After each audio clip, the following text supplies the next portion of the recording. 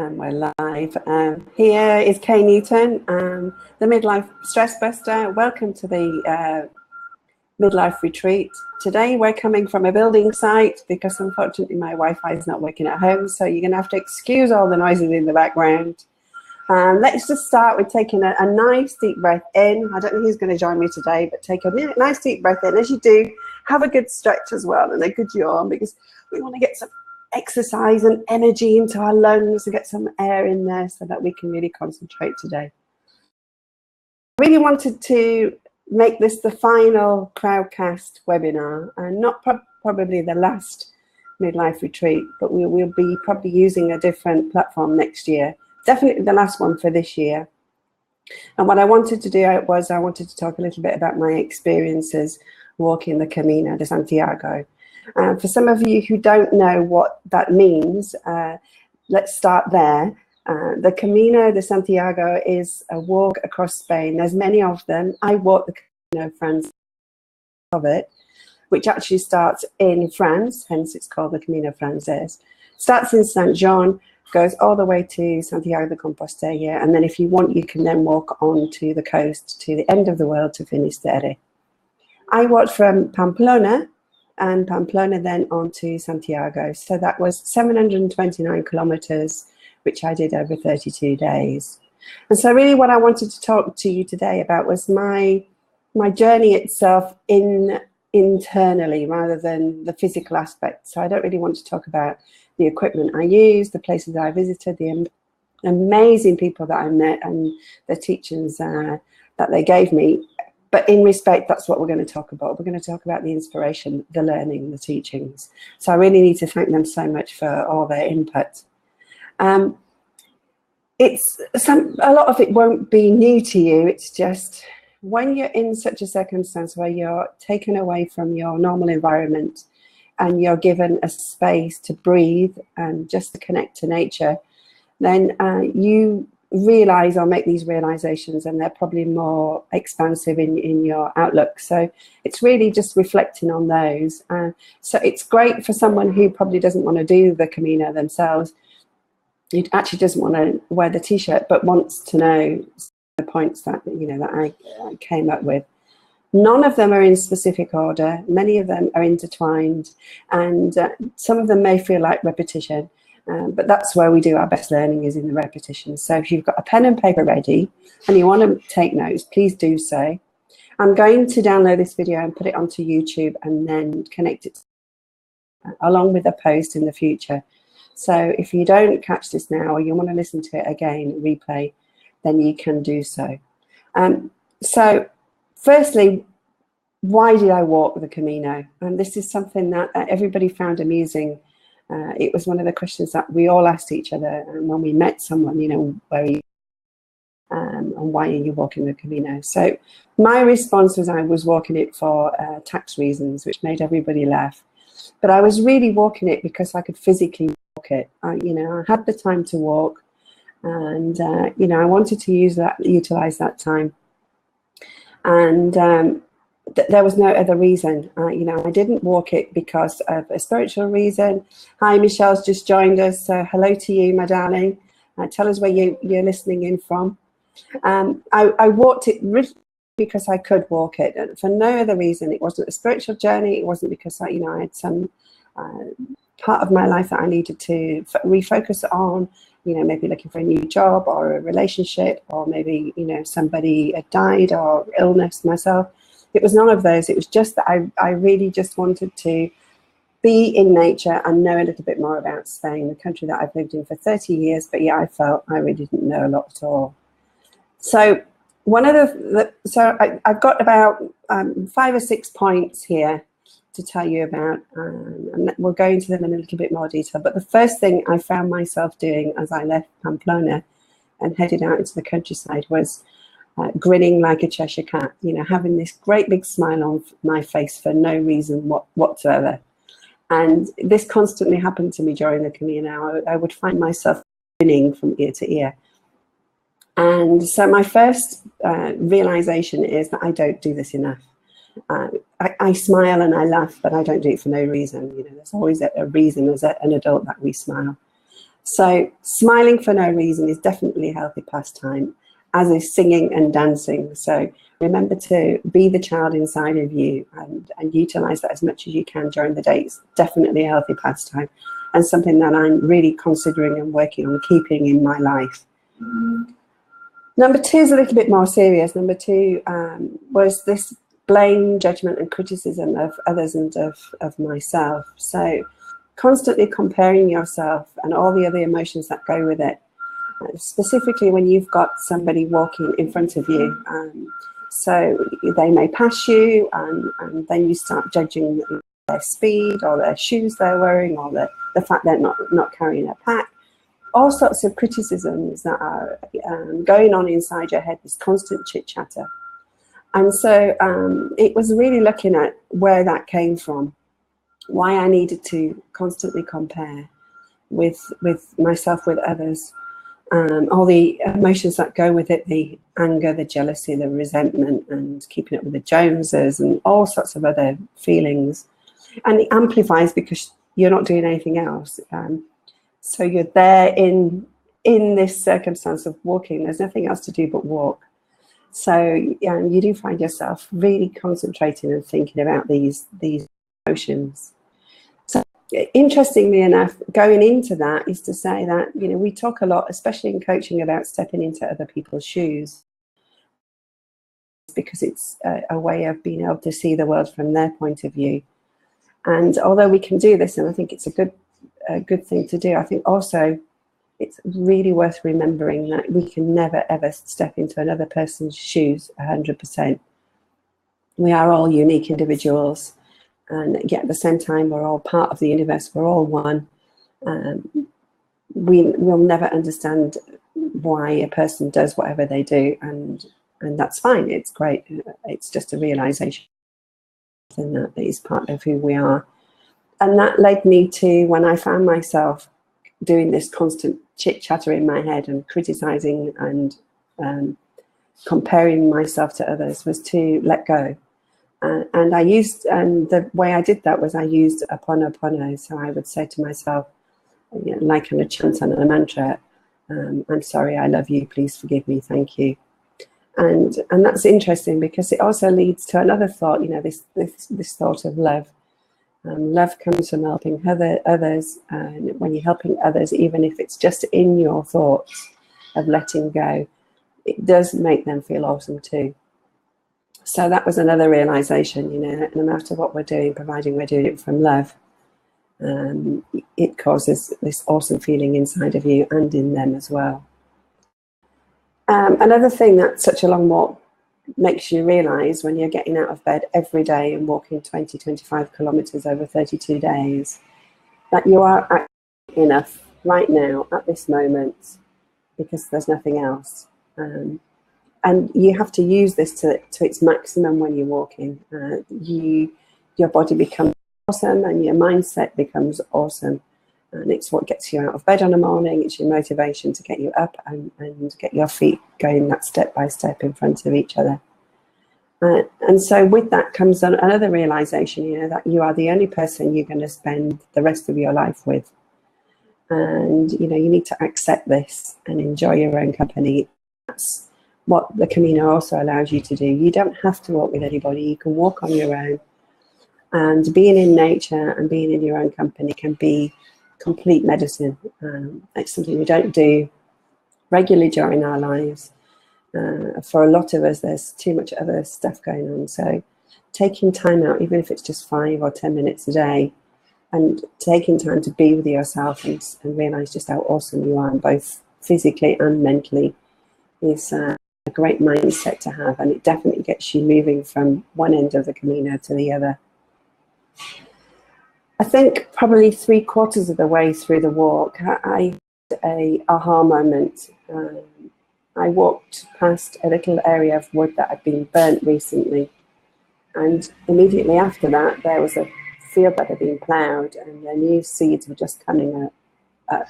You know, we know about out of nothing comes new life. And again, it was balance. You know, 1 minute you've got this death, and then you've got this new life, and good after bad, and balance, and the thought that we need to be patient with ourselves sometimes and accept that we are, as I've just said, really good enough right now. Life is just neither good nor bad, it just is. And your circumstances are such that there's no point doing this blame, judgment and criticism. The circumstances are this, and you can choose how you deal with those circumstances. And again, that goes on to a little bit further on, talking mountains. You know, there are some quite big hikes in the walk, and you work yourself up to challenges, which is good. At the same time, you make an anticipation about how big the mountain's going to be, how you're not going to cope, and all the other things that our mind does inside of us. And quite often our fear or the thoughts are not as bad as what we actually, our expectations are not as bad as what we actually meet. And, you know, that takes you on to perhaps choosing to be excited rather than fearful about meeting the unknown. Because fear is an automated response that comes from our past experiences, whether they're experiences that are actually real or imagined. And I think it's about recognizing this and letting go of the fear and reframing it into excitement. Because when you do that, you're retraining your brain to think differently, and therefore it behaves differently. If you think about the physical body, it's still got the same physical symptoms between excitement and anxiety. This nervous reaction in your stomach and palpitations and sweating, and yet it's just a retrain in the brain that allows you to see them as exciting. What was exciting about that day when we walked up to Osibiero was that I anticipated it would be a really heavy walk. We started very early in the morning in the dark, so part of the walk up in the mountains we actually did in the dark. Great psychological boost because you can't see actually how steep it is, even though you're panting. But when we got to the top, it was worth every single bit of effort because the views were absolutely stunning. And that was probably one of the highlights of the trip itself. So again, carrying on from this, you know, we have this thought that we need to be putting to do things, and really, you know, our imperfections are actually awesome. And when we're making mistakes, it proves that we are alive and that we're human, and that we're very, very unique, because all these mistakes that we make, we learn from them, hopefully, and we move forward, and it helps us celebrate our uniqueness. And there was an interesting story on one of the threads. I'm in a group called Camigas on Facebook, which is for ladies walking solo on the Camino. Highly recommend the group. They're really, really positive and motivated, and huge amounts of information in there. But one of the ladies had posted that, you know, she was suffering a little bit from post Camino depression, which I think a lot of us do. And she said she had this realization. There she was trying to cram her awesome body into a pair of jeans, and just wondering why on earth she was doing this to herself, knowing that she'd done all these days walking and their body had been absolutely wonderful. It never let her down once. And here she was criticizing and blaming it for not being the perfect fit. And I think that was a really good lesson for all of us. So, you know, imperfections are awesome. We don't have to cram ourselves into jeans to know this.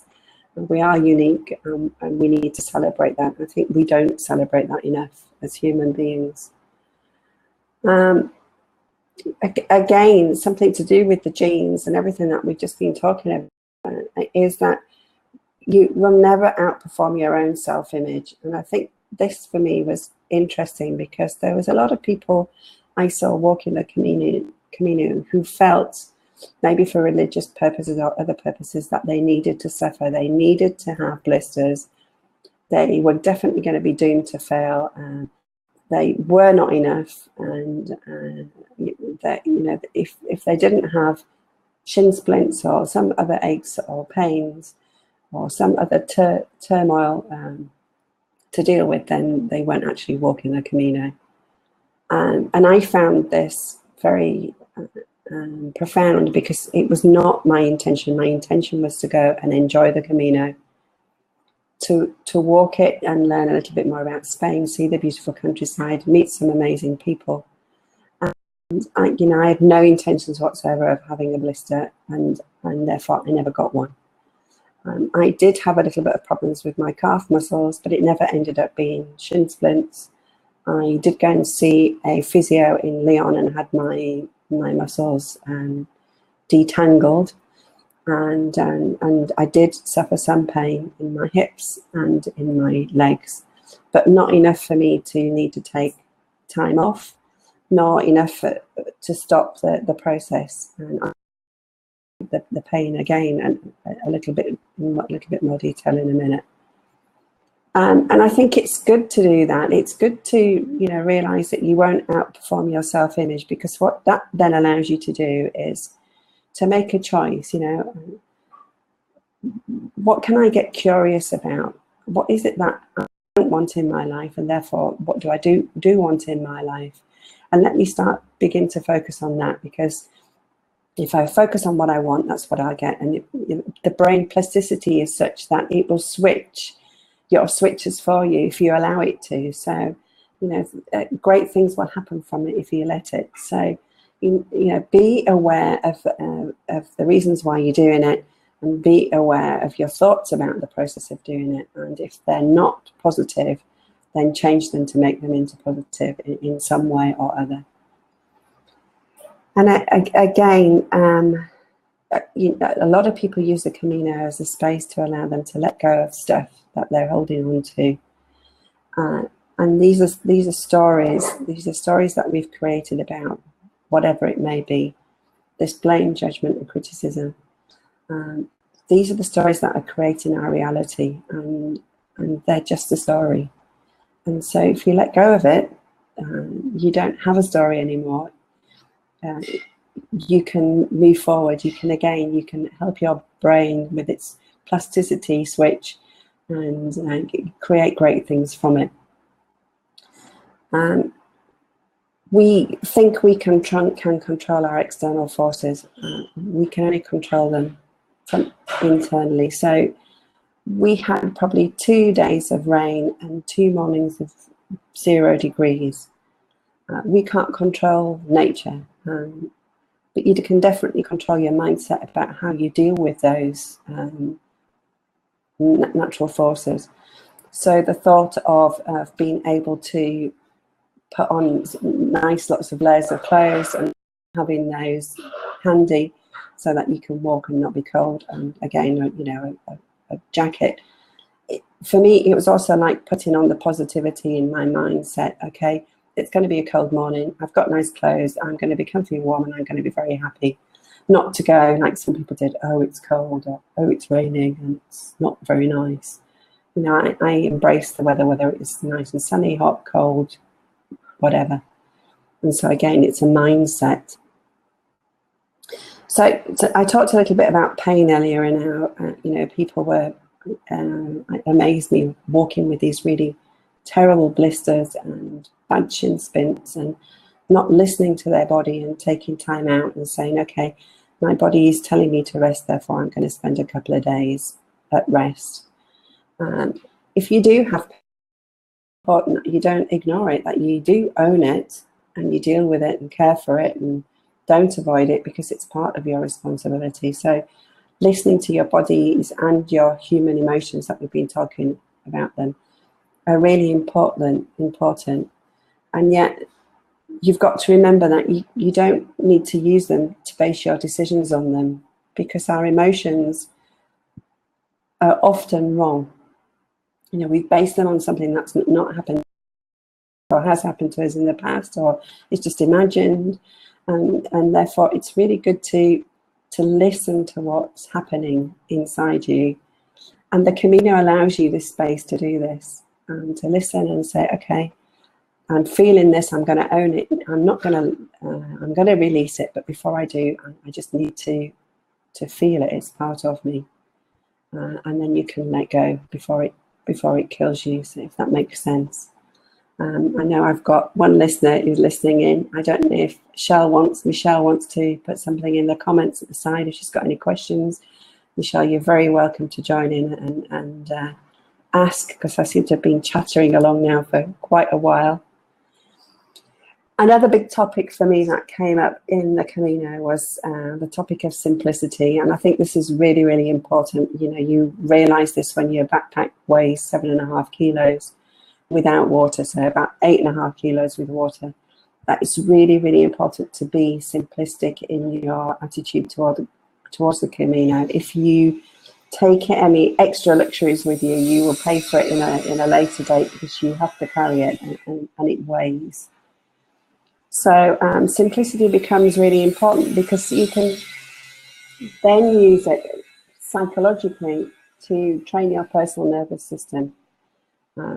Because with less in your life, you've got space to find out about who you are.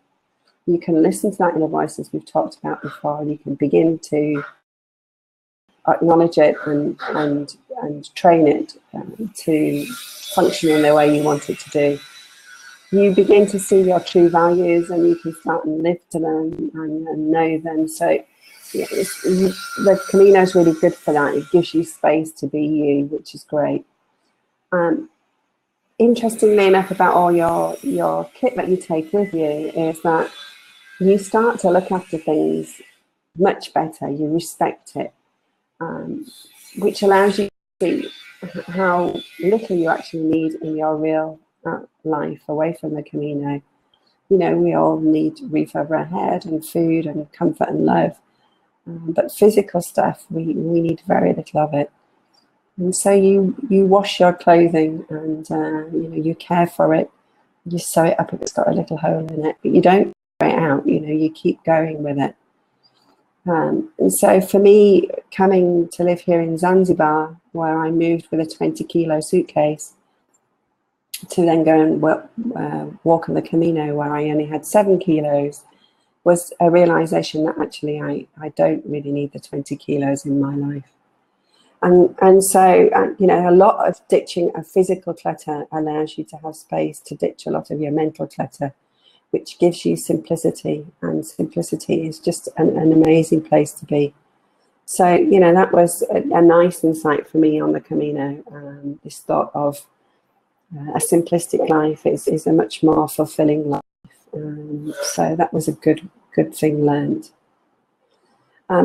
Obviously, goals was interesting, because my goal had been to walk the Camino for many years, and the opportunity to walk it September this year appeared, and I took it. And you know, you've taken the goal, and there's a lot of pleasure in actually saying, you know, not only right at the beginning that I'd actually started my goal, but also the pleasure of finishing it as well at the end. You know, but big goals always mean you've got to take tiny steps, and you know, you've got to build this stamina. We tend to forget that with big goals, that, you know, it's about breaking them down into step-by-step, you know, chunks, so that we can deal with them on a daily basis. We get to the end, you know, we get to the big goal. And we also forget that what we're doing is, as we're chunking down and moving ourselves forward daily, in the stamina, we're becoming a different person. And my brother was really funny, because he kept sending me a little note, which was something that we used to say when we were young kids. We did a lot of traveling and camping in the car, you know, stuff in the, you know, packed up the car and went off camping.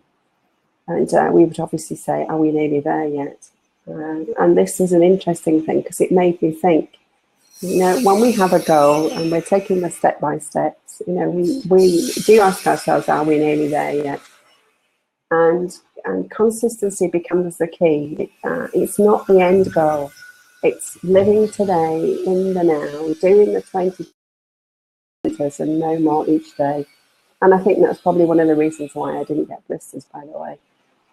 And it's the never giving up. It's just every morning getting out of bed, off your 20 to 25 kilometers, and not worrying about the fact that Santiago seems many, many miles away, because it's not. It's just physically focusing on the day-to-day work that you need to do. And so that was a great insight for me to come back and go, okay, you know, I have a goal this week. What do I need to do to break it down in order that I get it finished by the week, step by step? You know, make sure it's a doable goal that I can achieve that day. And then tomorrow I can work on the next one, and by then achieve what I need to achieve. And that also comes back to this determination. You know, it doesn't have to be hard. It's about chunking it down on the step-by-step process. And again, if you can chunk it down correctly and focus on what needs to be done, then your determination is just a small part of the big goal. And it's been determined to say, as I've just said earlier, you know, today I'm going to do this goal, and will lead to a bigger goal. So that was good. Another thing that came up was Goya, Goya, which I think is great. And Goya stands for get off your arse, and just get on and do it, basically. So get off your arse. And the Camino is definitely about that. You know, you get out of bed every day, you think about what you're going to do, as in you're going to achieve the 20 to 25 kilometers.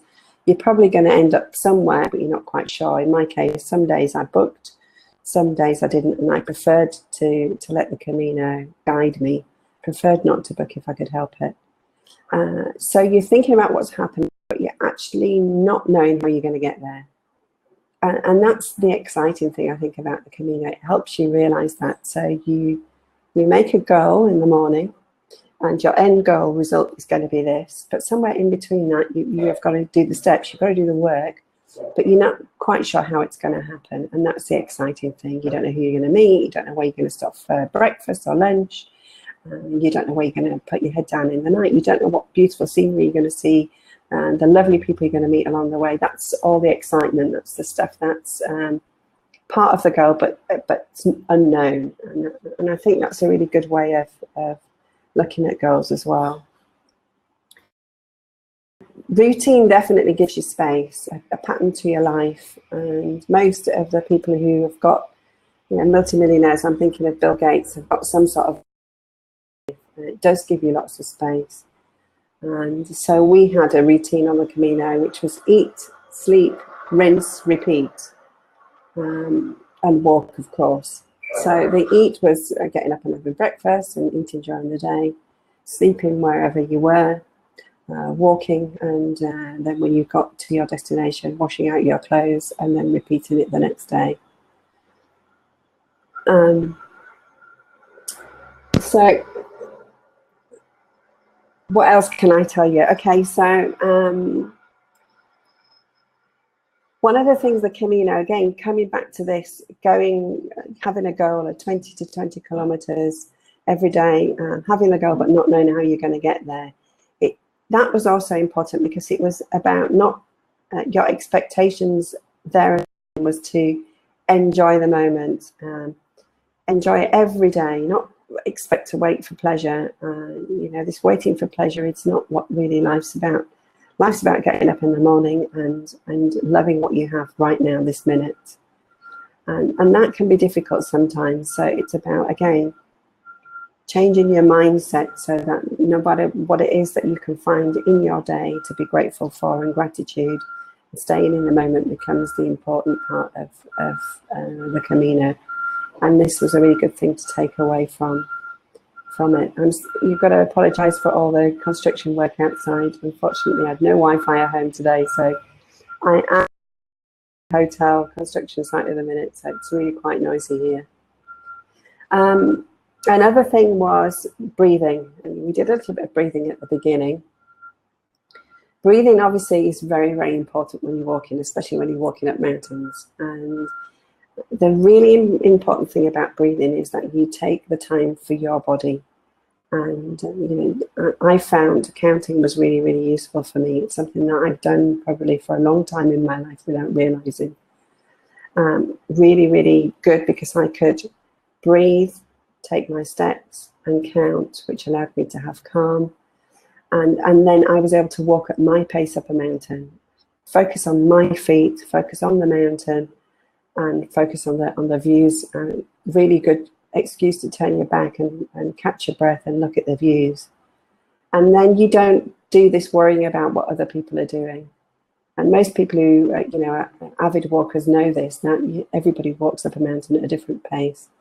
And it's not about being the fastest or the slowest, it's just about getting to the top. And so breathing becomes really important in that, taking good deep breaths, getting lots of oxygen into your body. And again, probably when we come back to our normal lifestyle, we forget to do this. We breathe because it's an automatic response of the body, but we're not actually taking in some really good deep breaths every day, which allows our body to fill with oxygen, and it gives oxygen to the brain, which allows the brain to function better. And all these things, we go back into automatum. So remembering to breathe and breathe deeply, I think, is a really good thing to do. It helps you calm your system down. Again, calm is a really good place to be. So that was another really good eye-opener, I think. So another one was manifesting reality. And I tell the story of an American lady and I who were walking together, Lisa and I. And I told the story about how we found our accommodation one day, but we had another wonderful little story. We wanted to stay at an albergue. We arrived there very late, quite tired, and unfortunately the albergue was closed. And so we had to walk on. We walked on a little bit further, and we found a Casa de Cultura, I think it was. And we stayed there. We had a beautiful room, quite expensive, but the food was terrible, unfortunately. So that night we virtually starved. We didn't have much in our backpacks. And so the next morning we walked out quite early in the dark, and Lisa started visualizing a hamburger for breakfast. And it was quite amusing, really, because we both started getting really quite hungry and thinking about this wonderful hamburger.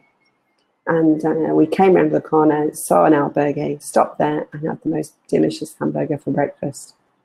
And so therefore, you can visualize and you can manifest your reality, and it can happen immediately. So you've got to be very, very specific about what you visualize, how you visualize it, include details. A slight amount of details missing, and you'll get a different picture. So that was a real good insight, and has made me really think about my goals and made sure that I really visualize them and manifest them exactly as I want to. So looking at eye for detail becomes really important.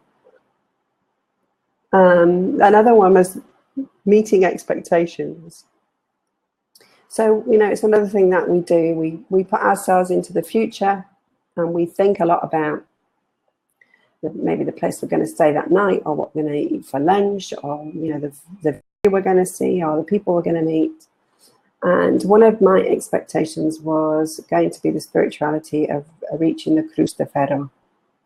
And, I knew a little bit about the Cruz de Ferro. I knew it was also quite a big area where people can arrive in coaches, and it was quite a big place for spirituality for the Catholic religion. We walked in the dark. We arrived just at daybreak, and I anticipated to see this huge big mound with a cross on the top in the middle of this very tranquil forest, and not next to a huge car park, and definitely with not a lot of boisterous noise and people.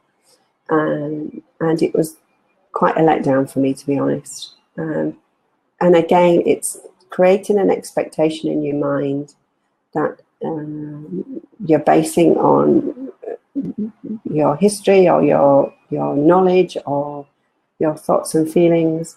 And so the realization is you need to be more in the present rather than be in the future.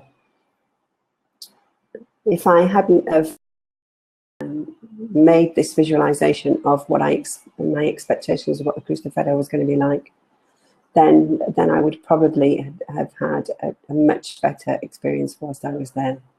So that was an interesting thought for me. what I'm just about there. I've probably got 3 biggies to come up, and then I've got all my thoughts and feelings in this webinar. I think one of the biggest for me, which was experiencing new things. The Camino was obviously new to me, but also at the same time, you don't need to experience new things and be a slave to tradition. You don't need to follow the sheep. So lots of different ideas about how you should walk the Camino. People will tell you need to walk the Camino from San Jean. You must carry a backpack with you. You must never book anywhere. Other people will tell you can start from 1 to 4 or 100 kilometers before. You can book everything. You only need to carry a day pack, blah, blah, blah. Everybody has got their own tradition of the way it should be done. I came across to the slave to tradition when I can't remember where I was now off the top of my head. In a minute. I decided to take a horse and cart ride from Carrion de los Condes, and it included me finding 10 people to join me, and I did. But that caused huge consternation among my Camino family, who were adamant that they were going to walk every kilometre. For me, it was about the experience. Medieval pilgrims originally would have found any hook and crook to not walk. And this was a section of 17 kilometers that I really didn't want to walk. And I had a great chance to meet with some new faces, and it was nice to not be a slave to the traditional way of doing it. And at the same time, you've got to remember that, again, it's about going back right to the beginning about, this thought processes that we have in our head of blaming and judging and criticizing other people.